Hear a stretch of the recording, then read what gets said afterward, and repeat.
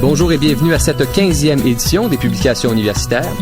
Diffusée à Choc FM, la radio officielle de l'Université du Québec à Montréal, notre émission s'est donnée pour objectif de faire connaître les travaux récents des auteurs et des chercheurs de la communauté universitaire du Québec. Cette semaine, à l'honneur, la deuxième génération issue de l'immigration, une comparaison France-Québec, un collectif dirigé par Maryse Potvin, Paul Hyde et Nancy Venel, publié aux éditions Athéna en 2007. Maryse Potvin et Paul Hyde sont avec nous pour nous présenter le collectif en question. Maryse Potvin et Paul Hyde, bonjour. Bonjour. Question générale, qu'est-ce qu'on peut retrouver dans votre collectif? Écoutez, on retrouve beaucoup de choses. D'abord, on retrouve des auteurs français et québécois, donc la moitié sont français, la moitié sont québécois.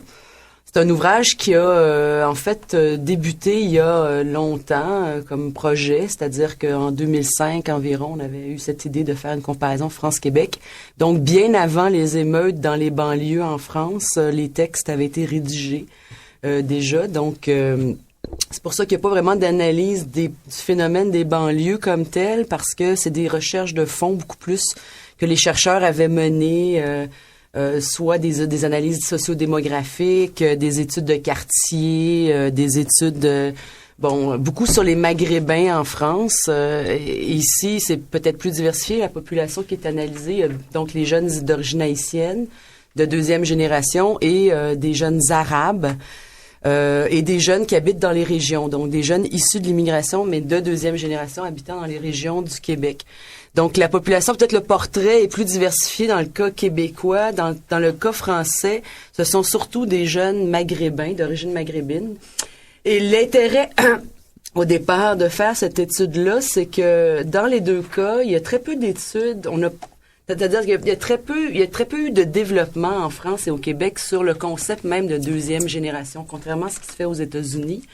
Donc, aux États-Unis, il y a plein de travaux qui ont été faits sur les deuxièmes générations, qui avaient distingué, la première, deuxième génération, en disant, les deuxièmes générations, ce sont les jeunes qui sont arrivés en très bas âge ou qui sont nés dans la société d'accueil, mais dont les parents sont immigrants. Et les immigrants, mais c'est ceux qui sont arrivés beaucoup plus tard, là, à 10 ans et plus, donc on les considère comme de la première génération. Et en France, la grande difficulté et l'intérêt aussi de comparer, c'est que il existe très peu de statistiques. On sait qu'il n'y a pas de données statistiques sur les origines ethniques des gens. Donc, il y a toutes sortes de confusions qui règnent autour des populations immigrantes, immigrées, qui est né en France, qui n'est pas né en France. À obtenir la nationalité en France prend beaucoup plus de temps qu'ici. Donc, cette reconnaissance, cette exclusion, si on veut, de toute une partie d'une population qui est née en France, mais qui n'appartient pas à la nationalité française, entretient une sorte de confusion sur l'immigration en France. Et on sait qu'en France, le portrait des jeunes maghrébins est extrêmement négatif dans les médias, souvent dans les discours des politiciens, comme on l'avait avec Sarkozy lors des événements, des émeutes des banlieues, traité de racaille, etc. Donc, il y a toute une problématique de pauvreté, d'exclusion, de vie dans les banlieues qui est très stigmatisante, qui existe beaucoup moins ici. On voulait comparer ici avec des populations qui quand même subissent aussi des formes si on veut, de stigmatisation à travers les médias, comme les jeunes de deuxième génération d'origine haïtienne en particulier, souvent associés à la criminalité, associés à des phénomènes de ce type-là en milieu urbain, et des jeunes arabes, par exemple, qui subissent les contre-coups aussi des préjugés issus des événements du 11 septembre, par exemple. Alors ces populations-là qui sont des natifs et qui sont des nationaux, mais qui en même temps portent l'image de l'immigrant qui est venu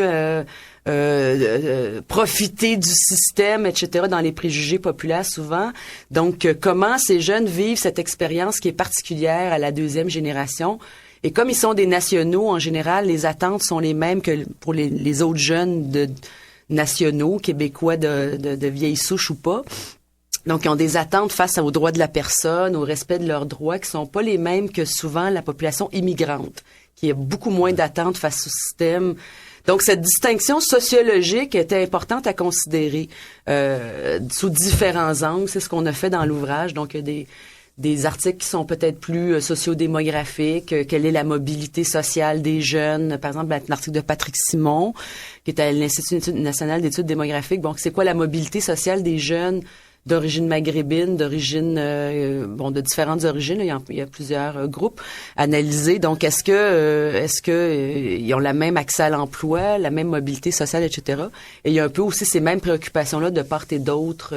Et la construction de l'identité, c'est un autre thème important. Donc, au-delà de la mobilité sociale, comment aussi se constituent des identités chez une deuxième génération qui est renvoyée à une altérité, à celle de leurs parents, mais qui souvent a une altérité ou une identité immigrante qui leur appartient pas vraiment. Et comment ils gèrent les tensions entre la discrimination en emploi, le racisme, la participation sociale, etc., dans la construction même de leur identité. Ça, c'est en gros, je dirais, les thèmes de l'ouvrage. Bref, dans votre collectif, il y a une quinzaine d'articles. On n'aura pas le temps de parler de chaque article, mais étant donné que vous êtes là tous les deux, on va parler de vos articles respectifs. Monsieur Hyde, on va plonger dans votre article dans quelques minutes. Madame Potvin, dans votre article, qui est un résumé de vos recherches, vous dites qu'on peut observer une coupure entre les générations d'Haïtiens vivant au Québec. Mm-hmm. Cette coupure serait en progression dans leur espace communautaire. Sur quoi repose la coupure générationnelle chez les jeunes Haïtiens du Québec? Mais d'abord, il faut voir que il y a dans la conception, la perception de la communauté haïtienne, quand on vient d'un groupe minoritaire, l'espace de la communauté minoritaire existe dans la représentation sociale. C'est un pôle d'appartenance potentielle. Le fait de venir d'un groupe minoritaire fait en sorte qu'on a cette possibilité ou non de participer à la communauté d'origine haïtienne, par exemple, dans le cas. Et que j'ai constaté sur le terrain, c'est que la deuxième génération était sollicitée par la première à participer aux associations, aux ONG, aux groupes communautaires, tout ça, mais participait très peu, donc se représentait pas à travers une vision de la communauté et était extrêmement critique. Donc, cette distance critique de la deuxième génération, par exemple, portait beaucoup sur l'idée que la première génération, les immigrants, qui sont souvent les leaders de la communauté, avaient un discours d'immigrants et non pas un discours de gens qui s'intéressent aux problèmes de la société québécoise.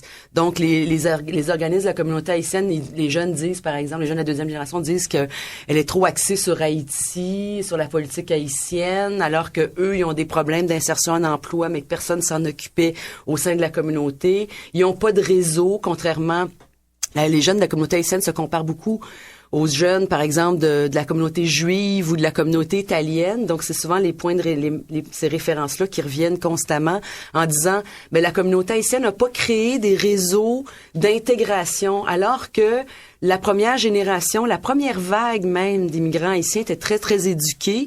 On avait des ingénieurs, des médecins, des professeurs, etc. Et ils n'ont pas créé des réseaux, des passerelles, des ponts entre les générations pour permettre à la deuxième génération de s'insérer, par exemple. Donc, eux, ils subissent, la deuxième génération que j'ai rencontrée, surtout dans les années 90, là, au début et à la fin des années 90, subissaient beaucoup de discrimination en emploi, mais ne savaient pas vers qui se tourner. Donc, ils se sentaient seuls, souvent, dans leur démarche d'insertion en emploi, parce qu'il n'y avait pas d'appui, ni d'un réseau communautaire à l'italienne ou à la juive, si on veut, si on peut parler comme ça. Et ils se retrouvaient sans réseau québécois pur laine de l'autre côté, donc il y avait des difficultés à s'insérer en emploi et puis ils voulaient s'organiser. Donc depuis ce temps-là, il y a eu notamment la jeune chambre de commerce haïtienne qui a été mise sur pied et puis un paquet d'affaires au début des années 2000.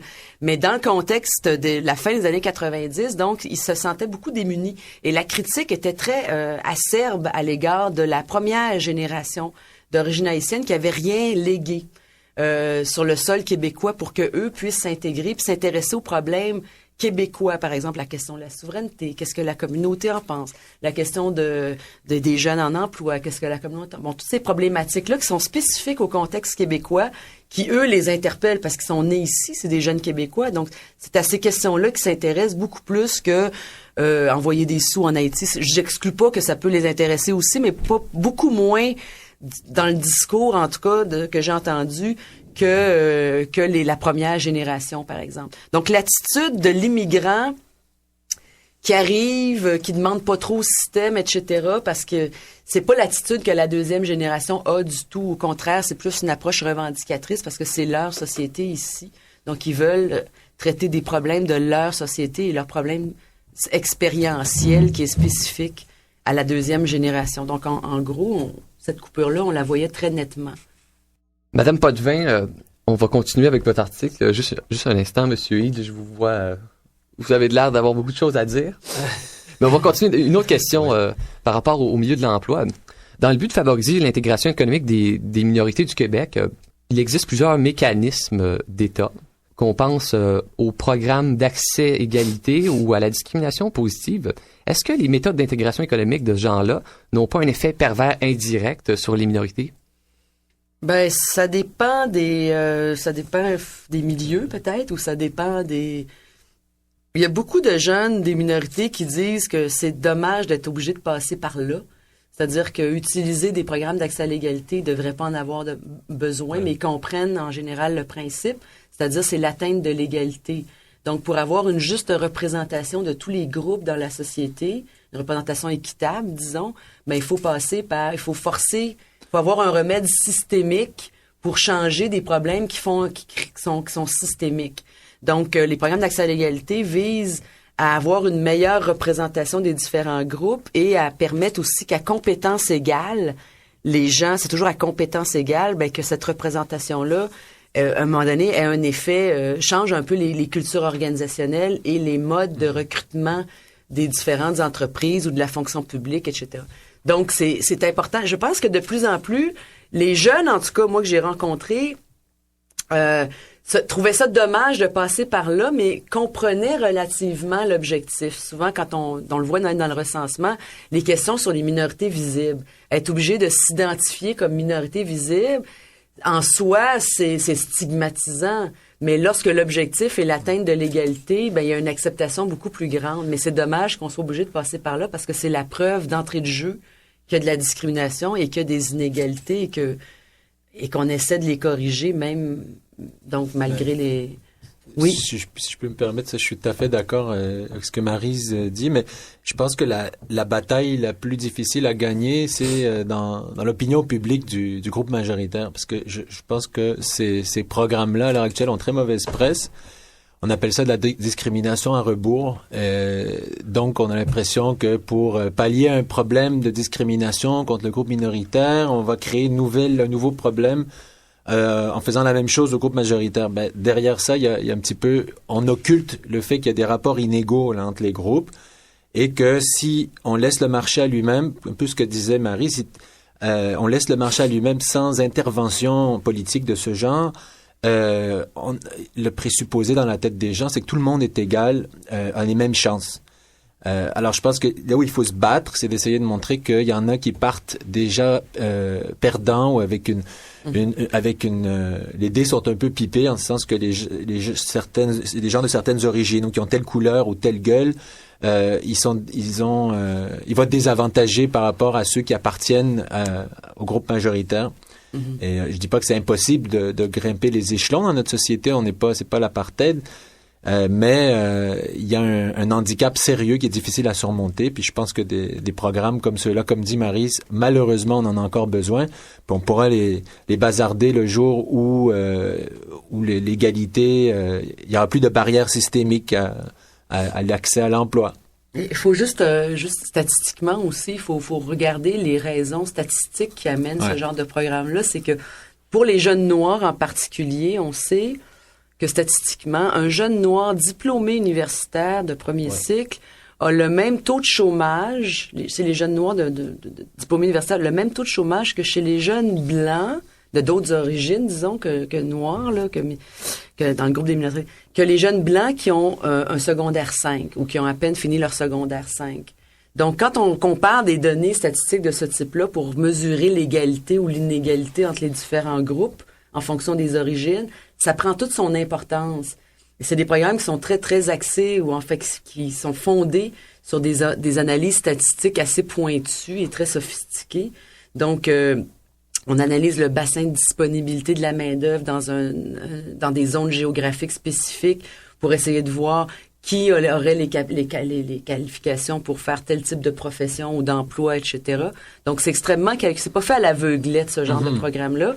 C'est fait en fonction des écarts des écarts statistiques, de Statistique Canada notamment. Là, bon, les données de recensement permettent de voir les écarts en termes de revenus, de chômage, entre les différents groupes selon les origines ethniques en particulier.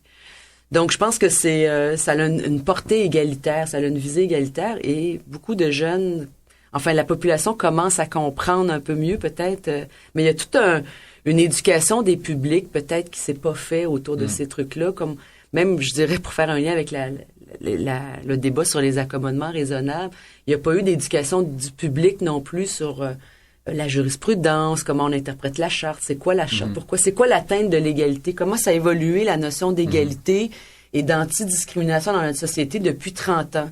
Donc, il y a un gros travail d'éducation des publics, d'éducation populaire à faire dans les différents milieux d'emploi, éducation à la citoyenneté chez les jeunes, où on tient compte de l'éducation aux droits de la personne, parce que ça fait partie, c'est l'interprétation de l'égalité au Canada. Donc, comment des programmes spécifiques permettent d'équilibrer les chances, l'égalité des chances dans la société. Et ça fait partie de ça.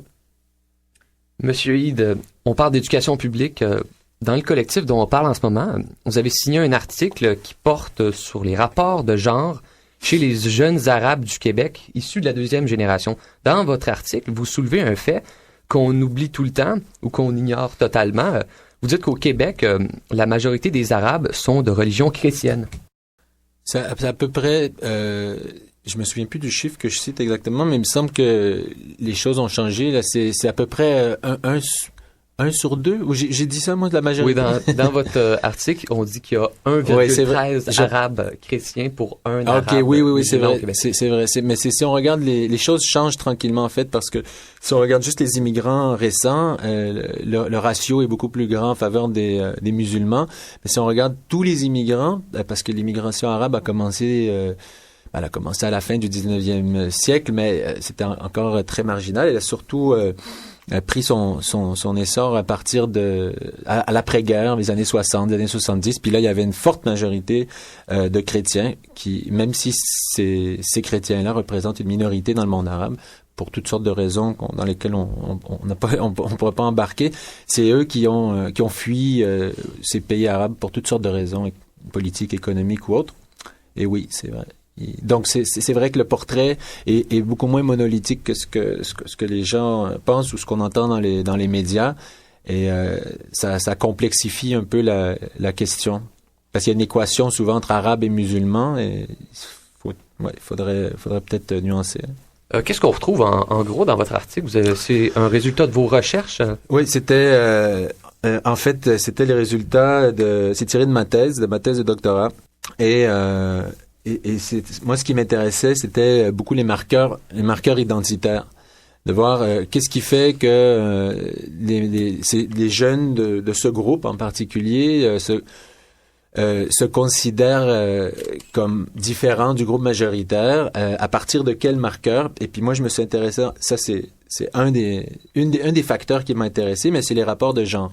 Comme on sait, dans les représentations du groupe majoritaire au Québec, on réduit souvent la différence arabo-musulmane, ou on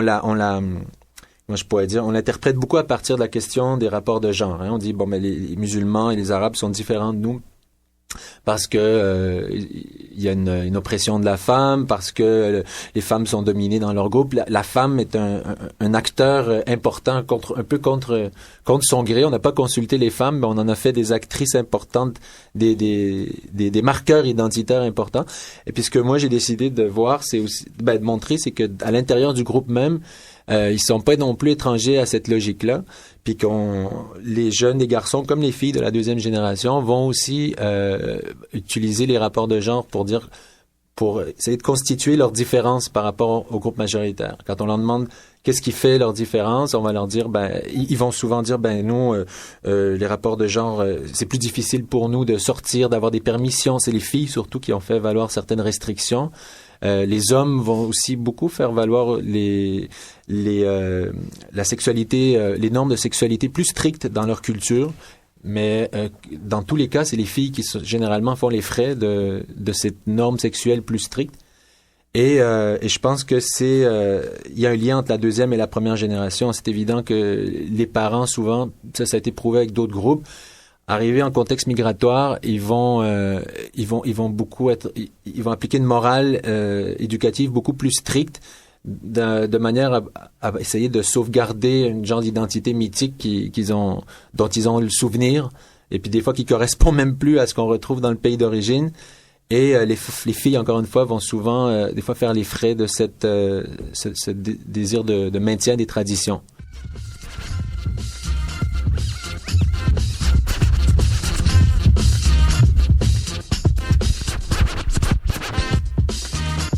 Rebonjour, vous écoutez toujours les publications universitaires. Pour plus d'informations, consultez notre site publication avec un S, trait d'union, universitaire avec un S.qc.ca. Nous sommes en entrevue présentement avec Maryse Potvin et Paul Hyde. Leur livre, Un collectif, la deuxième génération issue de l'immigration, une comparaison France-Québec, aux éditions Athéna en 2007. Madame Potvin, Monsieur Hyde, comment est-ce qu'on pourrait dessiner le processus de construction identitaire des jeunes issus de la deuxième génération de l'immigration? Je pense qu'il y a plusieurs facteurs qui vont jouer, effectivement, selon le type d'origine ethnique aussi, le type de communauté dans laquelle on est né, on appartient ou pas. C'est sûr que les jeunes de deuxième génération, dites des minorités visibles dans une société, même en France, les Maghrébins sont dites de minorités visibles, même s'ils le disent pas comme ça. Les Français diront jamais minorité visible, mais sont très mis en visibilité dans les médias et au niveau politique. Donc, c'est sûr que cette génération, la deuxième génération, va vivre une expérience sociologique une expérience sociale complètement différente d'un jeune d'origine vietnamienne, par exemple, ou qui est moins médiatisé, qui est moins stigmatisé depuis.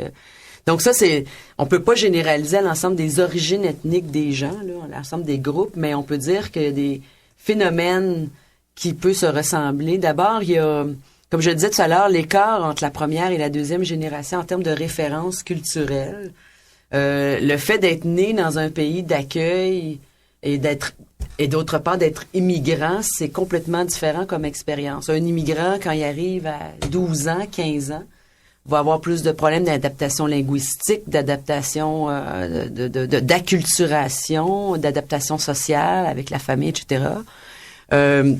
Ce qu'un jeune né ici n'aura pas, parce que c'est son pays. Donc, au niveau linguistique, il parle la même langue que la majorité. Souvent 2-3 langues. Donc, les jeunes ont des atouts que plusieurs nationaux n'ont pas nécessairement, là.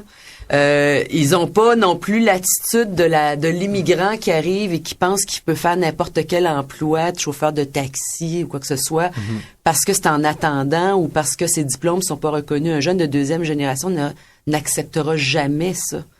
Donc, les attentes en termes de droits sont pas du tout les mêmes. Le sentiment de révolte est beaucoup plus grand chez les deuxièmes générations parce que ils sentent les injustices de façon beaucoup plus indûment, de façon beaucoup plus aiguë ou avec plus d'acuité que les gens issus de l'immigration de la première génération, les petits travailleurs qui sont arrivés, sont devenus chauffeurs de taxi. C'est sûr qu'ils peuvent frustrer parce qu'il y a une chute sociale par rapport, par exemple, à ce qu'ils vivaient dans leur pays d'origine. Mais un jeune de deuxième génération refuse la chute sociale. Pour lui, s'il est allé à l'Université de Montréal puis il a fait un diplôme en génie, c'est pas excusable qu'il n'y ait pas d'emploi en génie. Donc, il va pas se retrouver chauffeur de taxi, il acceptera jamais d'être chauffeur de taxi. Donc, la deuxième génération vit pas du tout la même chose que la première génération. Ça, c'est au niveau identitaire.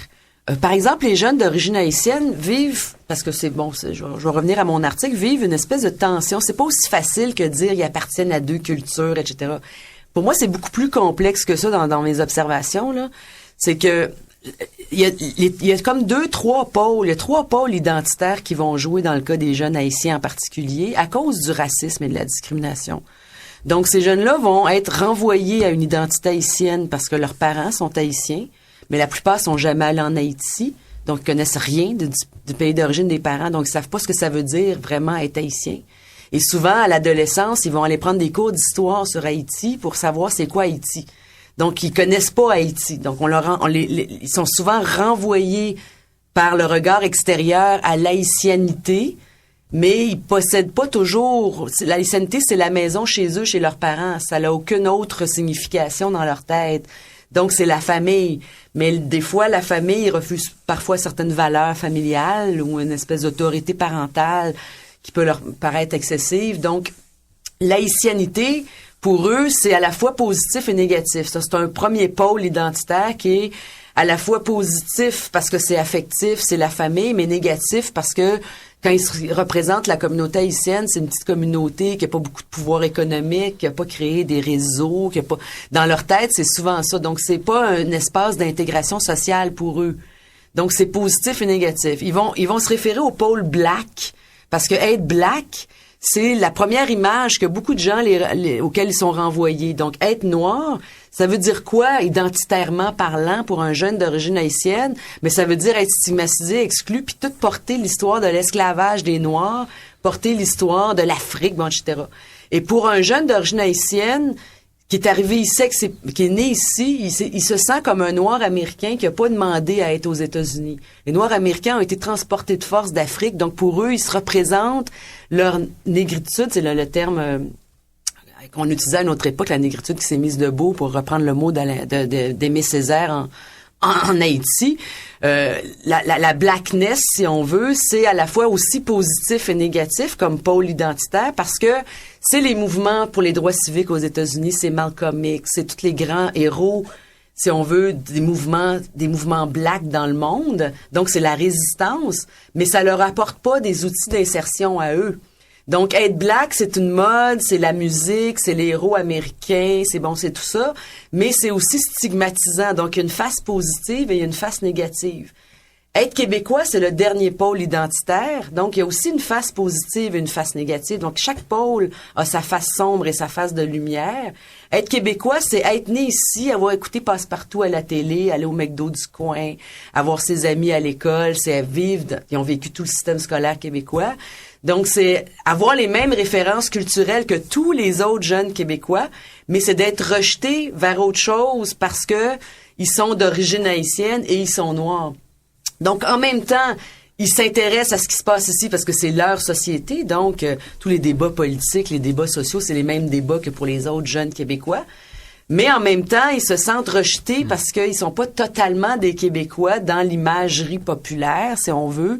Donc, c'est à la fois positif et négatif parce que être Québécois, c'est appartenir à ce monde-là, mais jamais être reconnu entièrement comme appartenant à ce monde-là. Donc, être aussi victime de discrimination en emploi, etc., etc. Donc, il y a toujours la construction de l'identité est pas simple en disant j'appartiens à deux cultures, je parle deux langues ou trois langues. C'est aussi comment, dans des moments spécifiques, dans des secteurs spécifiques face à l'emploi, face à l'école, comment ces pôles-là vont jouer positivement ou négativement.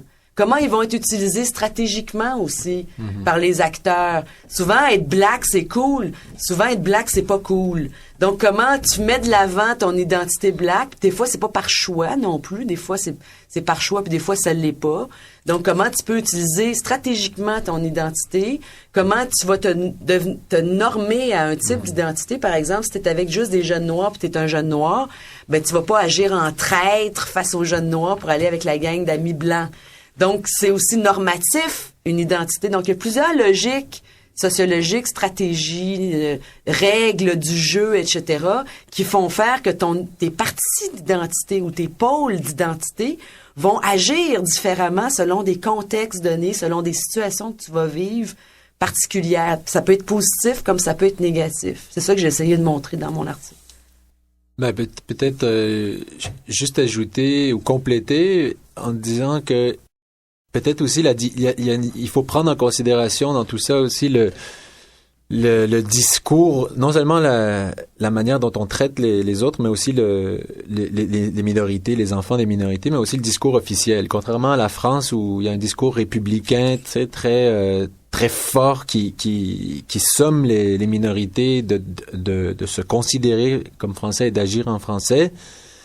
Chez nous aussi, le discours officiel, même si c'est pas le multiculturalisme canadien, on a un modèle hybride qu'on appelle l'interculturalisme, met beaucoup l'accent aussi sur la rétention de la différence. On dit que québécois, ça suppose pas nécessairement qu'on renie ses origines et même qu'on peut se définir par ses origines en premier et au niveau identitaire, tant que on s'insère dans la sphère publique puis qu'on respecte les droits et libertés d'autrui. Donc c'est un programme qui est un petit peu plus minimaliste, mais là je pense qu'avec le récent et les jeunes réagissent aussi en conséquence. Et si on ajoute à ça la discrimination qui est aussi réelle ici qu'en France, ça incite beaucoup de jeunes ça rend le pôle identitaire québécois, je trouve, souvent moins attractif.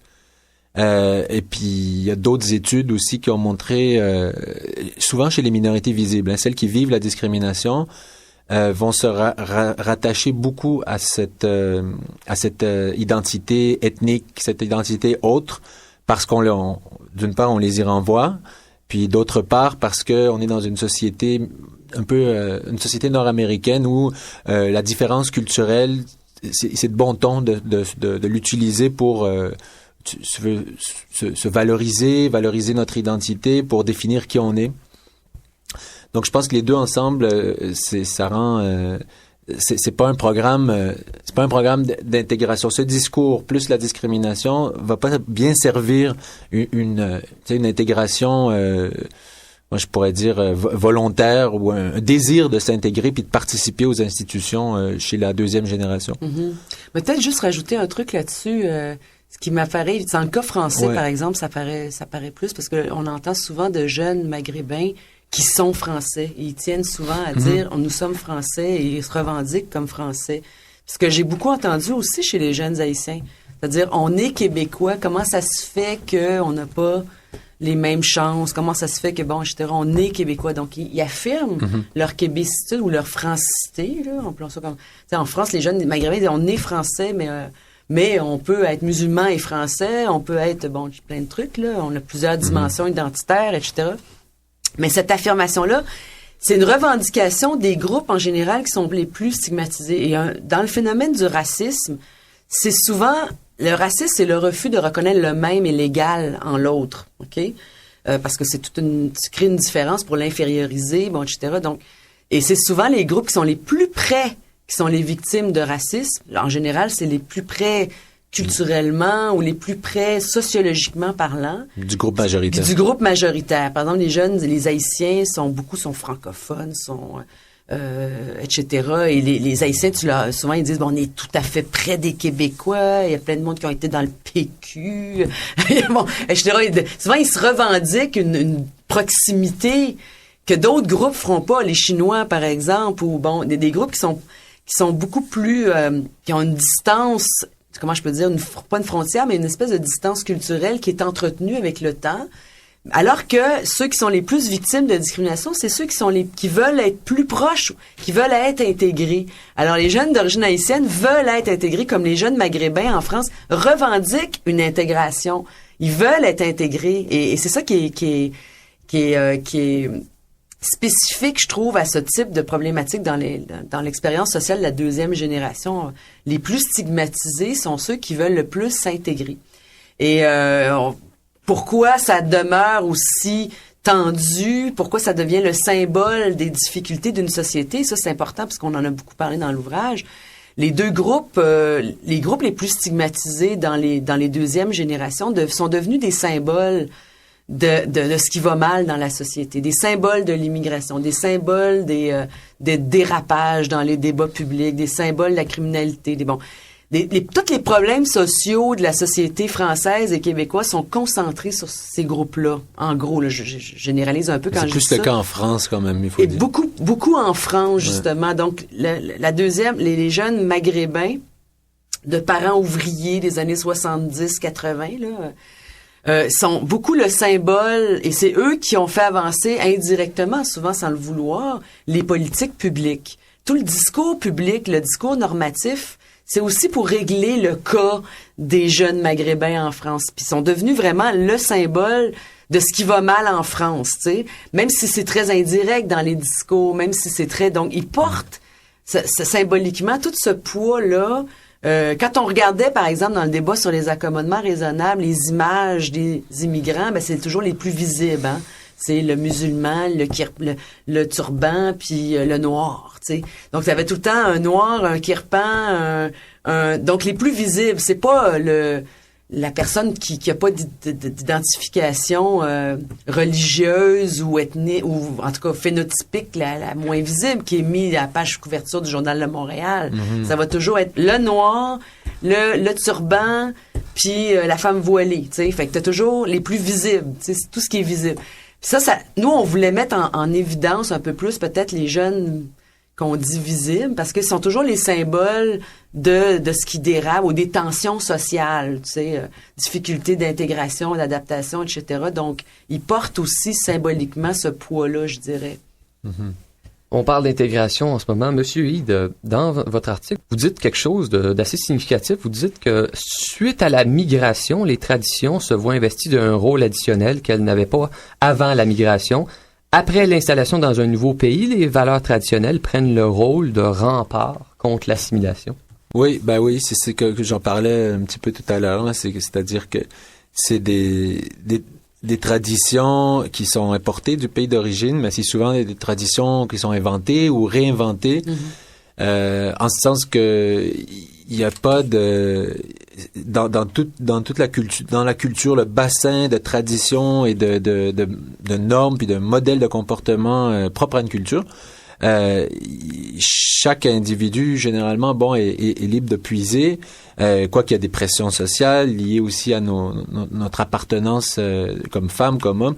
Mais quand quand les migrants arrivent, c'est sûr que souvent, ils vont essayer de se rattacher à des traditions qui sont à l'opposé, aux antipodes des modèles et des normes occidentales qui perçoivent, à tort ou à raison, souvent en raison, comme libéral. Hein? Il y a fort libéralisme ici, surtout en matière de rapport de genre. Et puis, comme je vous disais, ça, c'est pour des raisons historiques.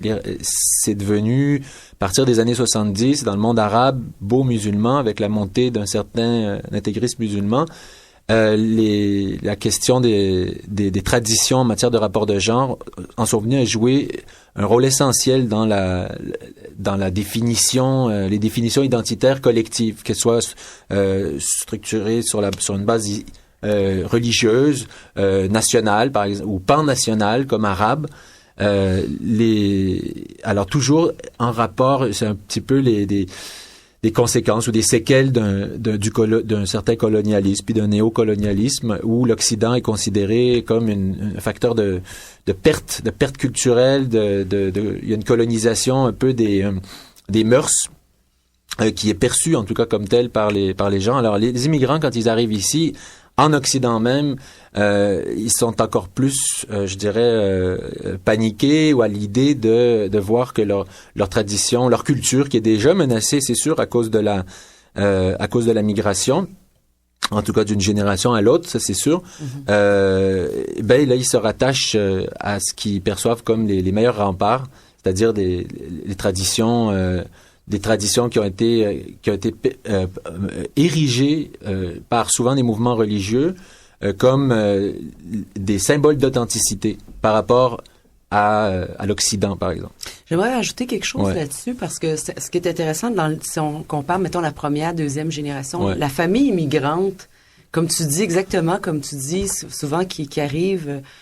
le père, l'acculturation ou l'adaptation se fait pour toute la famille. Donc souvent les adultes ont plus de difficultés à s'adapter que les jeunes qui arrivent à l'école au primaire, là, tu sais. Donc le père ou la mère, selon ce qu'ils vivent et qui est difficile, un père qui n'a pas trouvé d'emploi, souvent il va augmenter son autorité sur sa famille, puis il va devenir beaucoup plus rigide parce qu'il vit des frustrations puis une difficulté en tout cas à s'intégrer. Donc ce qu'on constate dans beaucoup de familles immigrantes, que ce soit d'origine du monde arabe ou haïtienne, etc., on parle beaucoup des fois de dérapage dans l'autorité parentale parce que la DPJ a des cas souvent de dites violences parentales là.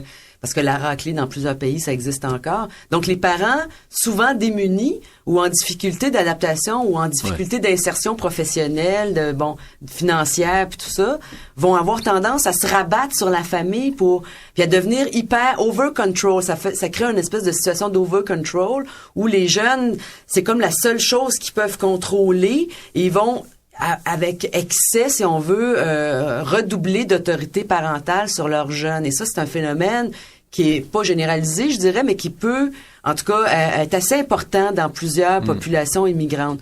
Et des fois, ça peut avoir un effet chez la deuxième, chez les enfants.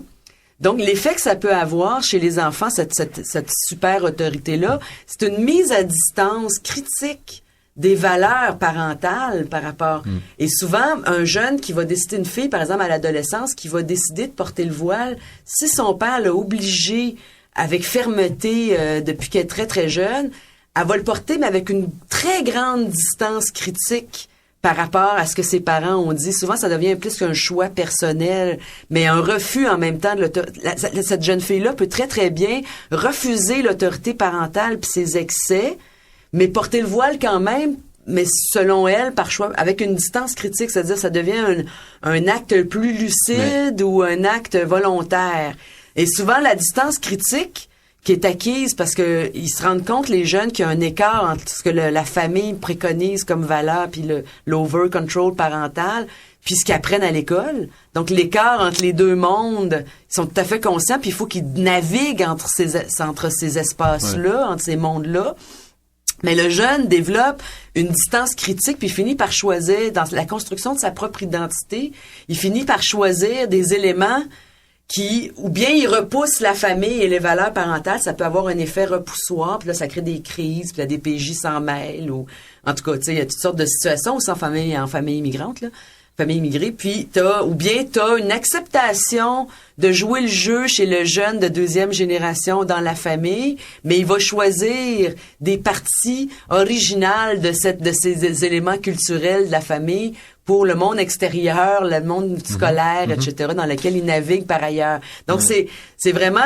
il n'y a pas une transmission directe. Quand on parle de famille immigrante, la deuxième génération va pas accepter de tout d'un coup, tout cru, ce que la famille va lui transmettre. Il y a une distance critique qui se crée parce que le jeune vit dans un autre système de valeurs. Donc, nécessairement, il faut qu'il évalue tout le temps les messages qu'il reçoit puis les systèmes de valeurs. Donc, ça devient beaucoup plus conscient. Ouais. Je pense, dans beaucoup de cas, en tout cas, il choisit son système de valeurs. Puis peut-être, c'est intéressant ce que tu dis, Maryse, puis juste par rapport à cet espace de négociation qu'ils trouvent entre la maison, les jeunes trouvent entre la maison et le monde extérieur, dont l'école, l'exemple du voile est intéressant. Parce que il y en a beaucoup qui décident aussi les jeunes, ils sont rusés, hein, tous les jeunes sont rusés. Ils décident face à, par exemple, des parents, il y a des filles souvent face à des parents qui leur imposent ou qui suggèrent fortement qu'ils portent le voile. Qui vont le porter pour acheter la paix.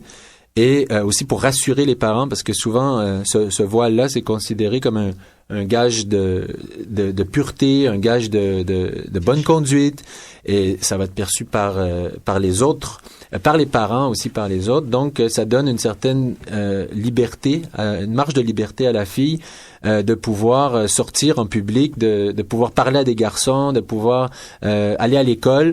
Et en rassurant les parents qui se trouvent du coup à baisser un peu leur garde parce qu'ils disent ma fille est voilée, c'est bon, c'est une bonne musulmane, elle est à l'abri des regards indiscrets.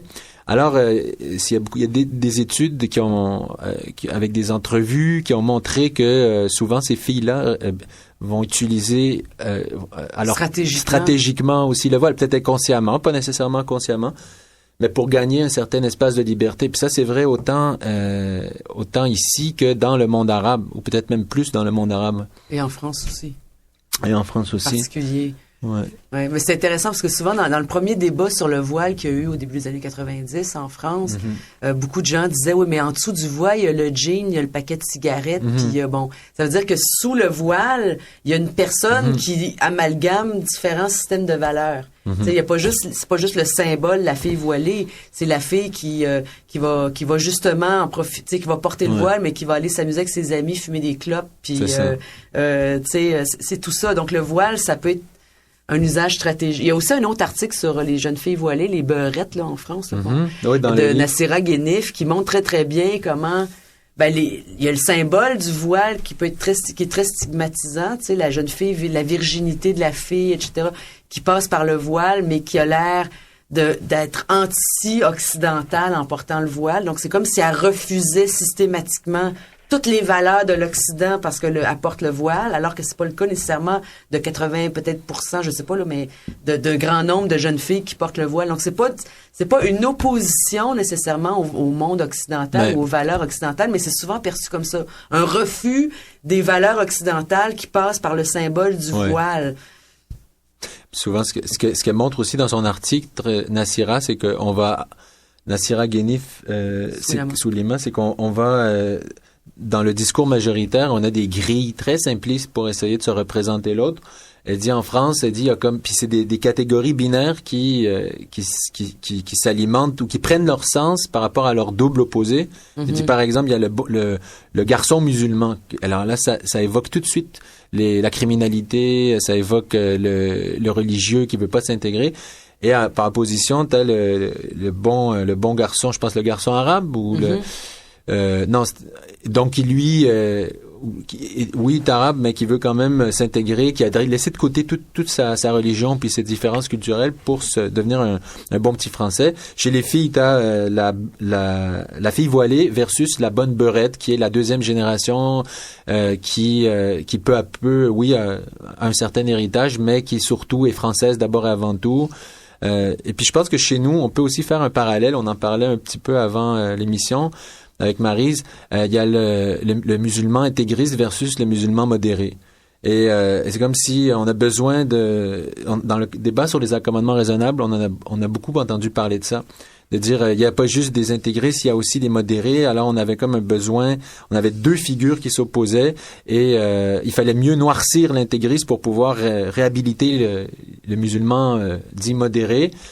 Comme si il y avait un groupe d'individus, d'une part, qu'on pouvait mettre dans cette boîte-là et l'autre dans les modérés, un dans les intégristes. Mais c'est pas comme ça. Comme disait Maryse, il est modéré par rapport à quoi, par rapport à quelles normes, quelles valeurs. Chaque personne va intégrer en son sein toutes sortes de valeurs différentes. Et par rapport à quel standard c'est intégriste, là. Donc, mais c'est intéressant parce que dans le débat sur, juste pour faire un lien, dans le débat sur les accommodements, on a vu à quel point les catégories, il y avait de la confusion autour d'un ensemble de catégories. Alors à quel point dans la population on mélangeait justement les immigrants et ceux qui sont nés ici, c'était toute la même affaire, mais parmi les différentes origines ethniques autres que vieilles souches, là. Donc on amalgamait tous les immigrants dans certains discours populaires, disons là, une vision totalement homogène, généralisante de l'immigrant. Pas de distinction entre né ici, pas né ici, ou à peu près pas, ou tous les groupes religieux amalgamés. Alors les gens pensaient que les Sikhs c'était des musulmans, et puis bon, etc. Il y a beaucoup de gens qui confondaient différentes religions puis qui les amalgamaient comme si c'était la même chose. La plupart des gens savaient pas que depuis 200 ans, 300 ans, il y a des Juifs qui habitent au Québec, au Canada, qu'il y a des musulmans depuis le 19e siècle. Bon, c'est toutes ces cours, cette histoire, ça le montrait à quel point il y a des manques dans la connaissance collective, si on veut, de c'est quoi notre société. Ouais. Parce que c'est ça notre société. Notre société, c'est son histoire, son épaisseur historique, les différentes vagues de population. C'est ça qui compose la société québécoise, mais pas depuis 10 ans ou 5 ans, depuis 400 ans, depuis 405 ans. Donc, c'est quand même un problème assez important. C'est pour ça que c'est important souvent de rappeler les distinctions historiques, les distinctions sociologiques. Être un immigrant, c'est pas comme être né ici. Être musulman, c'est pas comme être bon, etc., etc. Et ça, je pense que c'est important. Ouais. Et d'autre part, juste peut-être mentionner que les contextes sociaux, quand on a voulu comparer la France puis le Québec dans cet ouvrage-là, parce que c'est pas des contextes sociaux, historiques et sociopolitiques tout à fait sans pareil. Par contre, parce qu'il y a eu le colonialisme français, etc., puis les jeunes maghrébins en France subissent la lourdeur, le poids, si on veut, de l'histoire du colonialisme en Afrique du Nord, là. Bon, donc c'est les coloniaux. Mais ça qui empêche pas, même si nous on n'a pas colonisé Haïti, ou on est quand même dans une logique la construction de la Nouvelle-France et puis après du Canadien-Français, c'est quand même un héritage colonial et notre imaginaire collectif est encore très, très empreint de cette vision coloniale des choses. On n'en a pas beaucoup parlé dans l'ouvrage, mais on a essayé de comparer un peu les deux situations et on aurait pu mettre un peu plus de l'avant d'ailleurs que cette imagerie coloniale-là du groupe majoritaire québécois, tous les oublis de l'histoire, nos rapports avec les Autochtones, les rapports, tous ces rapports ethniques-là, souvent on oublie ça. Mm-hmm. Mais on fait vivre à certaines populations immigrantes encore aujourd'hui un rapport colonial. Donc, les jeunes Haïtiens vivent une sorte de colonialisme qui est encore très présent. Mais ça, on n'a pas approfondi beaucoup, mais je pense que ça aurait été intéressant de le faire, là. Mais la situation française aussi, donc, est encore empreinte de ce colonialisme-là, de l'histoire de la colonisation, qui fait en sorte que les colonisés, mais l'Occident, de toute façon, avec l'immigration, reproduit ou gère les rapports nord-sud dans leur propre pays. Donc, toutes les inégalités mondiales, on fait de la gestion des inégalités mondiales à travers les accommodements raisonnables, à travers ceci, cela. Donc, on est en train de gérer le fruit des inégalités créées par le monde occidental, mais à l'intérieur de nos propres sociétés. Ah oui. Moi, je serais même moins gentil que toi. Je dirais, on reproduit les inégalités nord-sud. On les reproduit, mais il faut les gérer en même temps. Ouais. Parce que c'est à l'intérieur de notre propre société. Donc, qui se dit égalitaire, qui se dit, etc. Donc, il faut appliquer les chartes. Donc, cette double logique-là, on reproduit les inégalités, mais on les gère en même temps de façon plus ou moins hypocrite, mais pour acheter la paix sociale, acheter la cohésion sociale. Mais c'est en même temps l'héritage de tout le colonialisme mondial, tout le colonialisme du monde occidental du 18-19e siècle, l'héritage de l'esclavage. Je veux dire, on est en train de gérer ça à l'intérieur de notre propre société. C'est ça qui est intéressant, puis on n'a peut-être pas trop parlé de ça dans l'ouvrage, on aurait pu, mais on a juste comparé France-Québec en se posant la question, pourquoi on a très peu parlé de la deuxième génération ici? C'est quoi les travaux? Qu'est-ce que les travaux disent en général sur ce groupe-là? Comment on a abordé cette question-là? Souvent, pendant longtemps, la deuxième génération était traitée comme des jeunes immigrants. Donc, on faisait pas la distinction, alors qu'on se rend compte que cette distinction-là est très, très importante. Maryse Potvin, Paul Heath, c'est très intéressant, mais c'est la fin de l'entrevue. L'équipe vous remercie énormément d'avoir été là cette semaine. Merci. Pour les intéressés, vous vous dirigez en librairie pour vous procurer le livre, qui est un collectif, La deuxième génération issue de l'immigration, une comparaison France-Québec, aux éditions Athéna.